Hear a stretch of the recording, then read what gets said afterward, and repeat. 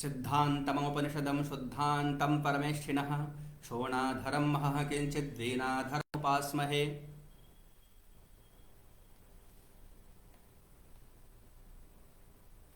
सर्वेभ्यो नमो नमः। इस विद्या सुरभि पेज पर आप सभी का मैं स्वागत करता हूं।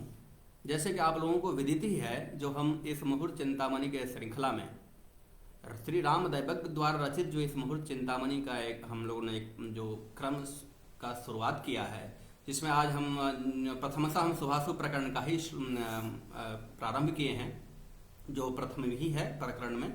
तो इसको हम एक एक श्लोकों का हम लोग यहाँ पर अध्ययन करने का प्रयास कर रहे हैं, जिसमें यह क्रम का अनुसरण करते हुए आज हम लोग 17 नंबर श्लोक में पहुंच चुके हैं। जिसमें आप लोगों यदि पहली वाली वीडियो भी, हमारे पिछली वाली वीडियो भी आप ये देख रहे होंगे, तो आप इसका अवलोकन करेंगे। जो श्लोक सह इसका हम लोग पढ़ने का प्रयास कर रहे हैं, समझने का प्रयास कर रहे हैं। आज जो हमारा 17वां श्लोक है, जिसमें प्रतिपादित विषय जो है वह तत्त संबंधी ही है, जो पिछली कक्षाओं में हम लोगों ने इस पे चर्चा भी की थी। जो अभी शून्य, जितने भी शून्य हैं, शायद शून्य तिथि हो, शून्य राशि हो, शून्य नक्षत्र हो, शून्य मास हो, उन सभी का आचार्य जो है क्रम से बताते जा रहे हैं।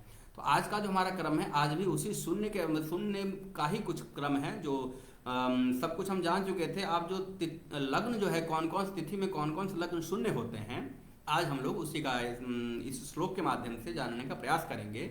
यह श्लोक श्री राम दैवज्ञ की जो प्रतिभा है, वह मुहूर्त चिंतामणि के प्रत्येक श्लोक में आपको देखने को मिलेगा। ये बहुत लालित्य से भरा हुआ श्लोक की रचना किए हैं इसमें। तो ये जो श्लोक है, प्रथम सा उस श्लोक का हम वाचन करेंगे सस्वर। यह इंद्र वज्रा छंद्र में है। तो आप लोग भी यहाँ श्लोक में इस ब्लैक बोर्ड पे लिख दिया हूँ, जिसमें आप लोगों को भी देखने में सुविधा होगी, आसानी होगी। तो आप भी इसको देख के पढ़ सकते हैं। फिर हम लोग शब्द सह भी इसका विचार करेंगे। श्लोक है पक्षादितस्थो जतिथौ धटेनौ मृगेन्द्र नक्रो मिथुनांगने च चापेन्दुभे कर्कहरिहयान्त्यौ गोन्त्यौ च नैष्ठे तिथि शून्य लग्ने। एक बार और पढ़ते हैं इसको। पक्षादितस्तो जतिथौ धटेनौ मृगेन्द्र नक्रो मिथुनांगने च चापेन्दुभे कर्कहरिहयान्त्यौ गोन्त्यौ च नेष्ठे तिथि शून्य लग्ने। गोन्त्यौ च नेष्ठे तिथि शून्य लग्ने। यह इंद्र वज्रा छंद में लिखा हुआ यह जो श्लोक है, यह बता रहा है हमें जो तत्त तिथि जो है, कुछ ऐसी तिथियां हैं, उस तिथियों में तत्त कुछ लग्न ऐसे हैं जो वो शून्य संज्ञक लग्न है, जिसको हमको जानना जरूरी है। क्योंकि शून्य का आप लोग जान ही रहे, मतलब ही होता है उसका कुछ नहीं, अभाव। तो ऐसे लग्नों को जानना जरूरी है जिसमें कार्य हमें नहीं करना चाहिए, संपादित नहीं करना चाहिए। तो यह श्लोक बहुत ही महत्वपूर्ण हो जाता है इस दृष्टिकोण से। तो यह कह रहे हैं आचार्य जी की जो पहली पंक्ति है, पक्षादितस्तोज तिथौ। पक्षादितः, पक्षादितः तात्पर्य यहाँ पर है दोनों पक्षों को लेना है हमको। कृष्ण पक्ष, शुक्ल पक्ष, दोनों पक्ष को लेके चलेंगे हम लोग। कृष्ण पक्ष, शुक्ल पक्ष, आदितः, दोनों पक्ष के आदितः अर्थात प्रतिपदादितः। ओज तिथौ, ओज नाम विषम संख्यक तिथि। विषम संज्ञक जो तिथियां हैं, उन सभी को एक ही क्रम से लेंगे। ओज तिथौ, एक क्रम से, अर्थात शुक्ल पक्ष हो या कृष्ण पक्ष हो, प्रतिपदा तिथि से प्रारंभ करना है और विषम क्रम में आपको त्रयोदशी तिथि तक जानी है। अर्थात प्रतिपदा, फिर है तृतीया, फिर है पंचमी, फिर है आपको सप्तमी, फिर नवमी, फिर एकादशी, फिर त्रयोदशी। इसी क्रम से यह तिथियों का ये क्रम है। और फिर जो जो तत्त तिथि में लग्न है, उसको भी इन्होंने क्रम से ही लिखा है। लिखित पक्षादितस्तु ओज तिथौ धटेनौ मृगेन्द्र नक्रौ मिथुनांगने च चापेन्दुभे कर्कहरि हयान्त्यौ गोन्त्यौ। यह सब उसी क्रम से है जिस क्रम से तिथि है, विषम संख्यक तिथि। उसी क्रम से यह दो लग्न ऐसे हैं जो उस तिथि में वह लग्न शून्य संज्ञक लग्न कहे जाते हैं। तो एक एक करके हम तत्त तिथियों के जो लग्न हैं उसको समझेंगे। तो सबसे पहला लग्न जो है हमारा, वह है धटे नौ, अर्थात पहली जो तिथि है वह है प्रतिपदा। तो प्रतिपदा तिथि जो हमारा है, प्रतिपदा तिथि,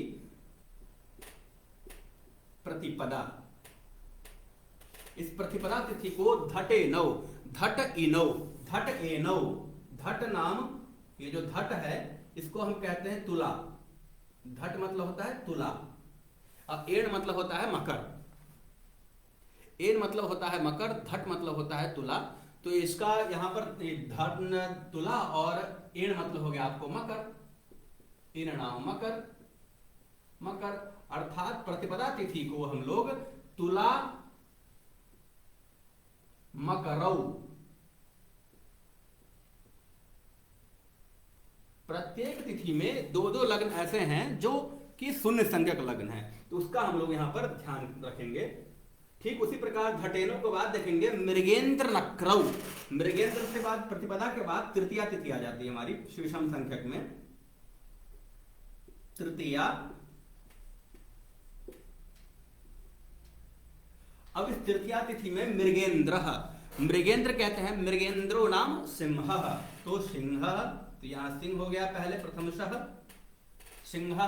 फिर जो है नक्रः, नक्र जो है वो मकर को कहते हैं, पुनः मकर आ गया अर्थात सिंह मकरौ, सिंह मकरौ। ठीक, अब प्रतिपदा तिथि तृतीया तिथि। अब तृतीया के बाद जो विषम संज्ञक तिथि है वह हमारी पंचमी, पंचमी।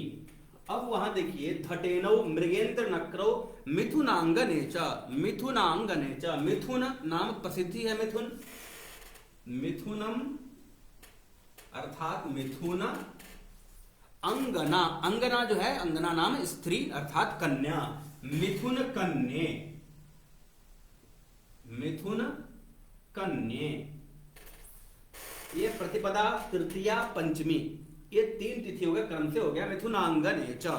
अब हम पंचमी तक हो गया, सप्तमी नवमी का देखेंगे इस क्रम में।